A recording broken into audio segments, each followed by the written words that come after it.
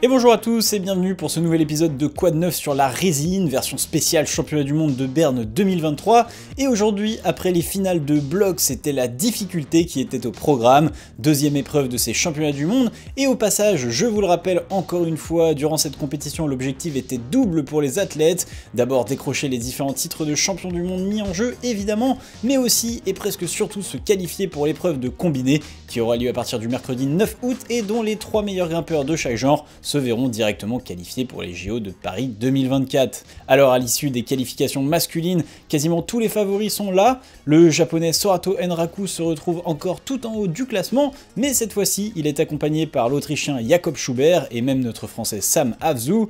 D'ailleurs côté français on retrouve également Mejdi Schalk après sa deuxième place en bloc, et Paul Jenft, mais pas Manu Cornu au-delà de la 100e place du classement, ni même Mika Mawem, le tout nouveau champion du monde de bloc, qui ne pourra faire mieux qu'une 51e place. Parmi les autres favoris, le britannique Toby Roberts, Alexander Megos et Adam Ondra sont aussi là, tout comme le local Sasha Lehmann ou encore l'américain Colin Duffy, qui doit rattraper son mauvais classement de l'épreuve de bloc.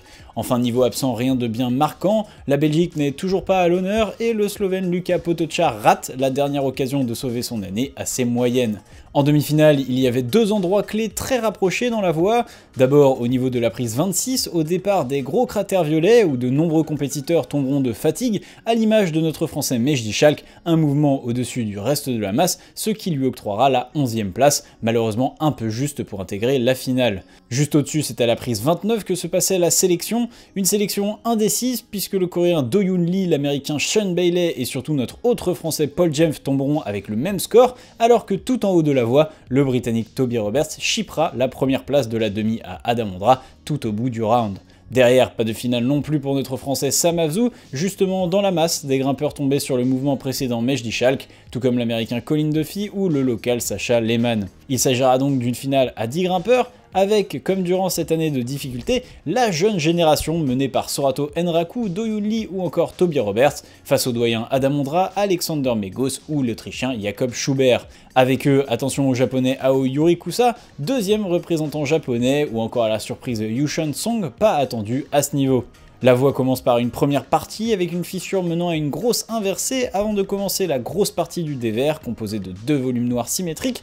On se décale ensuite sur une extension du mur au mouvement très varié et enfin une dernière section sur des plats bleus avant de rejoindre un éventuel top. Et pour ouvrir les hostilités, c'est justement notre pôle national qui s'élance. Le français hésite légèrement avant d'arriver sur l'inversé, il avance ensuite jusqu'aux deux volumes noirs et sur un bidois où il tente d'envoyer ses pieds en premier, mais non, il s'agit en fait d'un jeté avec un gros mouvement de balancier imaginé par les ouvreurs.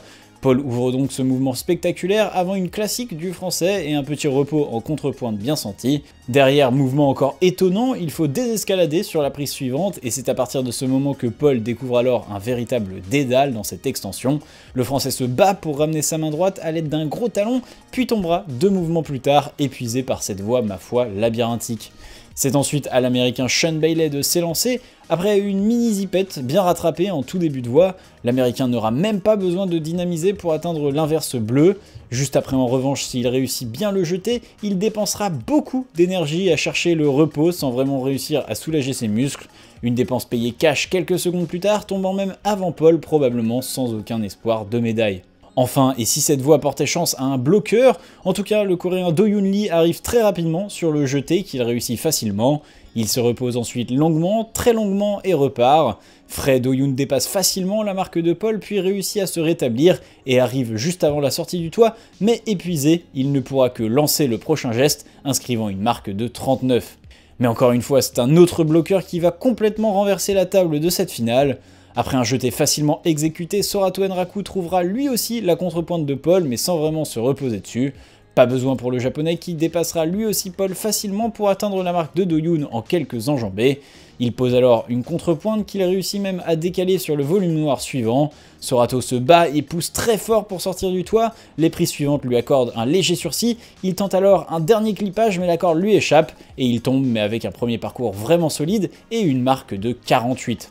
C'est alors au tour de la surprise du chef Yunchan Song de prendre sa chance. Le coréen ne peut que profiter de l'expérience qu'il gagnera au cours de cette finale. Mais voilà, de temps en temps l'expérience rentre de manière un petit peu violente et alors que le coréen atteint facilement l'inversé, il perd le pied en repartant sur la prise 17 et prendra la dernière place du classement.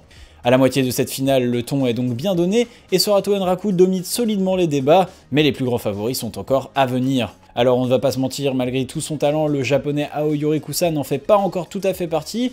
Le parcours du japonais n'est d'ailleurs pas bien différent des précédents compétiteurs, il commence lui aussi à être en difficulté au moment où Paul était tombé. Derrière, comme un coup de grâce, il rate son clippage et tente donc de grappiller une prise supplémentaire, mais tombe sans parvenir à dépasser la marque de Do-Yoon. C'est ensuite au tour de l'une des premières superstars de cette finale, Alexander Megos sort de derrière le rideau et entame la voie. L'Allemand montre un petit signe de crispation juste avant le jeté qu'il réussit sans problème. L'Allemand réussit ensuite à se reposer sur sa contrepointe mais cherche longuement comment repartir. Vous l'aurez compris, son run est loin d'être techniquement parfait. Alex dépasse difficilement la marque de Paul, enchaîne sur la fin du toit et malgré un combat de tous les instants à l'expérience, il place sa contrepointe et dépasse Do-Yoon mais tombe à la deuxième place provisoire. Une deuxième place encore bien fragile face aux trois derniers prétendants et notamment l'Autrichien Jakob Schubert qui s'avance.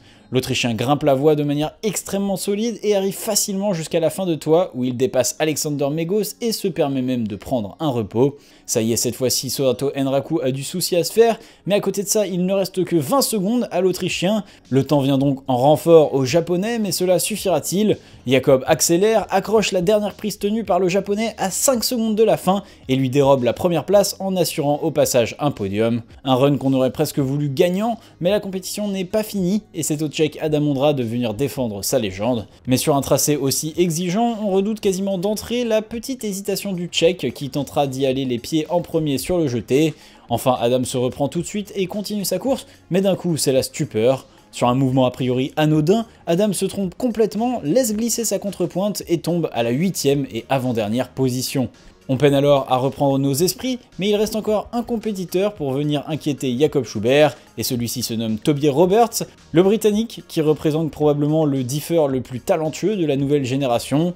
Il s'élance, grimpe bien jusqu'au jeté, arrivé là il commence à se balancer, mais quelque chose cloche, son mouvement est un peu étrange et d'un coup Toby lâche sa main gauche. Le Britannique se bat une demi-seconde, essayant tant bien que mal de rester sur la voie, mais le mal est fait et il tombe lui aussi dans la stupeur la plus totale. Une fin de compétition complètement lunaire qui vient couronner Jakob Schubert après un run de patron. Derrière au classement, c'est donc Sorato Enraku qui prend la médaille d'argent tandis qu'Alexander Megos complète le podium.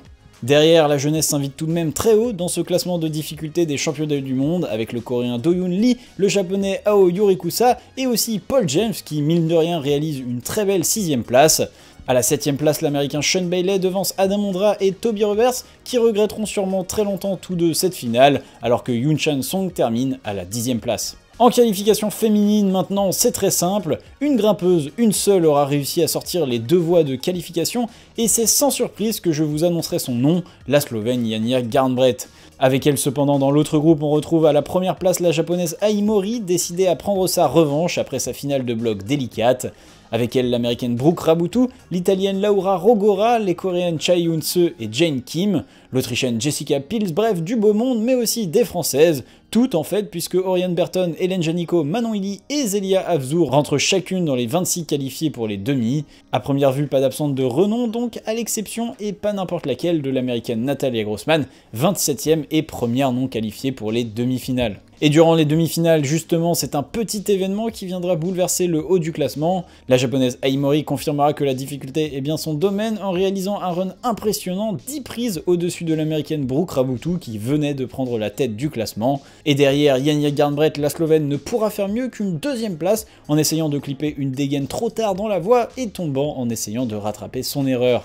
L'entrée en finale, elle, se jouera un peu plus bas, aux alentours de la prise 36, après un croisé que réussira de justesse la japonaise Mio Nonaka, tombant sur le même point que la Slovène Mia Krumple et partageant donc avec elle la dernière place qualificative.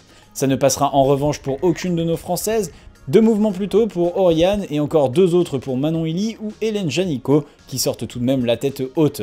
Élimination aussi pour Jane Kim, la coréenne, dans la même partie de la voie. C'est donc une finale à 9 à laquelle nous allons assister, avec des noms somme toute assez logiques. On retrouve par exemple Jessica Pils après une superbe année de Coupe du Monde, mais aussi la coréenne Chae Yoon-se. Par contre, littéralement en difficulté durant toute l'année, l'italienne Laura Rogora sera de la partie elle aussi, et surprise, la britannique Molly Thompson-Smith, déjà en finale à la Coupe du Monde de Briançon fin juillet, fera partie des 9. La compétition commence avec une voie à décomposer en 3 sections, avec la première partie sur des prises en bitexture camouflée très plate, un profil assez rare en difficulté, avant un gros volume noir et un jump pour aborder la partie déversante de la voie, une section endurante sur des bacs avant de terminer sur de gros plats bleus.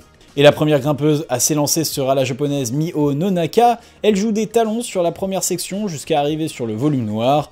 On sent qu'elle force un peu pour se mettre en position de saut puis réussit le jump. La japonaise continue ensuite avec une progression assez lente sur les bacs, mais au milieu de la traversée, elle explose et tombe sur la prise 32 avec une marque probablement insuffisante pour espérer une médaille. Juste après elle, c'est à la Slovène Mia Krempel de s'élancer. Pour elle, plus que pour d'autres, cette place en difficulté est cruciale à la vue de son classement de bloc pas suffisant pour se qualifier au combiné. La Slovène arrive à la marque de la japonaise sans difficulté et paraissant beaucoup plus à l'aise, se repose sur le bac noir qui avait vu tomber Miho. Elle continue alors, place une contrepointe sur un macro jaune pour sortir du dévers, mais explose en se rétablissant, instaurant une nouvelle marque 10 prises plus haut. Place maintenant à Jessica Pils, l'Autrichienne, déjà auteure d'une bonne performance en bloc pour ses standards, vise même une médaille ici après une grosse année de Coupe du Monde. Mais dès le départ de la voie, on sent qu'elle dépense un peu trop d'énergie pour se rétablir sur le module noir avant le jump. Encore quelques hésitations sur son repos juste après, Jessie semble de plus en plus en difficulté et tente maintenant de se reposer sur quasiment chaque prise. Elle atteint tout de même la marque de Miho, et à l'expérience, elle réussit à caler la contrepointe quelques mouvements plus tard, mais tombe quasiment instantanément quelques prises avant Mia Krempel. La Coréenne Chaeyoun se doit encore avoir en travers de la gorge son déclassement, après avoir oublié de clipper une dégaine à la Coupe du Monde de Chamonix. La Coréenne marque elle aussi une grosse hésitation juste après le jeter en partant avec la mauvaise main. Des petites erreurs qui peuvent coûter cher à ce niveau, pourtant elle ne semble pas particulièrement émoussée et arrive même à prendre un repos juste avant la fin du dévers. Elle repart, dépasse la marque de Jessie, puis celle de Mia Krempel. Elle commence alors à s'arracher, trouve un dernier petit repos, ramène les pieds sur la gauche et tente de croiser les mains, mais tombe finalement à bout de bras, mais probablement satisfaite avec une première place provisoire aux allures très solides. La suivante n'est autre que l'italienne Laura Rogora. L'italienne grimpe bien, enchaîne le jump, ce qui n'est jamais complètement acquis pour cette spécialiste de difficulté. Mais la suite de la traversée semble l'épuiser d'un coup. Laura hésite à clipper, renonce et enchaîne le mouvement suivant. On croit alors à un baroud d'honneur, mais l'italienne réussit à trouver une position apparemment assez confortable pour clipper. Derrière, elle continue quelques mouvements, mais tombe tout de même bien avant d'entrer sur le podium provisoire. Juste après elle, c'est maintenant à Molly Thompson-Smith de faire son entrée. La Britannique choisit une approche spectaculaire de la voie avec un gros ballon au niveau du volume noir de fin de première section. Spectaculaire mais peut-être aussi un peu incertaine à la vue du temps que met la Britannique avant d'enclencher son jeté. Derrière, comme la Coréenne Chaeyoun, elle se trompe de main pour enclencher la traversée et doit même faire une démonstration de Yaniero pour enchaîner le passage. Malheureusement, spectaculaire n'est que rarement signe d'efficacité et Molly tombera en dernière position, payant cher ses grosses débauches d'énergie. On rentre maintenant dans le Money Time et malgré une solide marque à 47+, rien n'est joué et les 3 dernières grimpeuses sont sûrement les plus menaçantes pour Chaeyoun. Et en parlant de ça, l'américaine Brooke Raboutou fera une entrée fracassante, ou plutôt une réception fracassante à l'issue de son jeté, prenant le temps de délayer tout tranquillement et à une main s'il vous plaît. Derrière, elle enchaîne la traversée, mais on sent que l'américaine commence à fatiguer. Elle parvient à atteindre le macro jaune, se bat et lance un dernier mouvement vers la première prise bleue, prenant au passage la 3e place à Jessie Pils, une 3e place un peu trop provisoire à la vue des 2 dernières grimpeuses. Mais maintenant ça y est, Chaeyoun peut trembler, car Yania est sur le mur. Enfin, c'est d'abord la Slovène qui va trembler. Impérial, la veille en bloc, Yania manque de zipper en dessous du volume noir, décidément pas si cadeau que ça. Le jeté est par contre bien maîtrisé et la Slovène repart de l'avant. Mais déjà sur cette voie très physique, le temps est à surveiller pour Yania. Heureusement, il en faut plus que ça pour impressionner la Slovène. Elle accélère, dévore la traversée, sort du toit, bousculant au passage Brooke Raboutou hors du podium. Cette fois, ça y est, elle enchaîne facilement le mouvement qui avait fait tomber la Coréenne. Elle temporise ensuite pour récupérer avant le dernier mouvement et va même topper la voie à 2 secondes de la fin du temps, impérial. Mais si nous avions l'habitude d'envoyer le générique après le run de Yania, eh bien non, cette fois-ci il reste encore une grimpeuse pour piquer la victoire à la Slovène. Aimori se présente face à la voie, cette fois-ci nous sommes en difficulté, la japonaise est dans son jardin. En tout cas, elle se montre plus à l'aise que Yania jusqu'au jeté qu'elle réussit aisément. Pas de problème non plus sur la traversée, Aimori n'a même pas besoin de dynamiser avant le macro jaune. Alors qu'elle se rétablit dans la dernière partie, elle dispose de 30 secondes d'avance sur la Slovène, et on croit de plus en plus que la japonaise peut venir voler la vedette à la reine du circuit. Elle dépasse elle aussi la marque de Chaeyoun et arrive en dessous du top. La japonaise paraît maintenant si proche et à l'aise qu'on voit mal ce qui pourrait l'écarter du titre de championne du monde. Un dernier bond, un clippage et Aymori peut savourer. Elle vient de réaliser un exploit ici à Berne en privant Janja Garnbret d'un deuxième titre en 2 jours grâce à son meilleur résultat en demi-finale. Une consécration pour la japonaise après une soirée de bloc très dure pour elle en finale et surtout un titre de championne du monde à 19 ans, que demander de plus? Au classement, pas de doublé donc pour Janja qui se contentera de l'argent sur sa deuxième médaille de ces championnats du monde.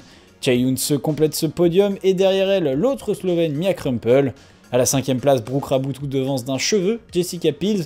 Laura Rogora termine 7ème avant Mio Nonaka 8ème, tandis que Molly Thompson clôture la marche sur une finale décevante, mais 2 épreuves individuelles exceptionnelles par rapport à ses standards. C'est donc tout pour cette épreuve de difficulté, un affrontement des générations qui tourne en faveur des doyens, et un duel Janja Garnbret-Aymori des plus passionnants, à suivre encore une fois dans les prochains Quad 9 sur la résine spéciale Berne 2023, avec à venir la vitesse et le combiné.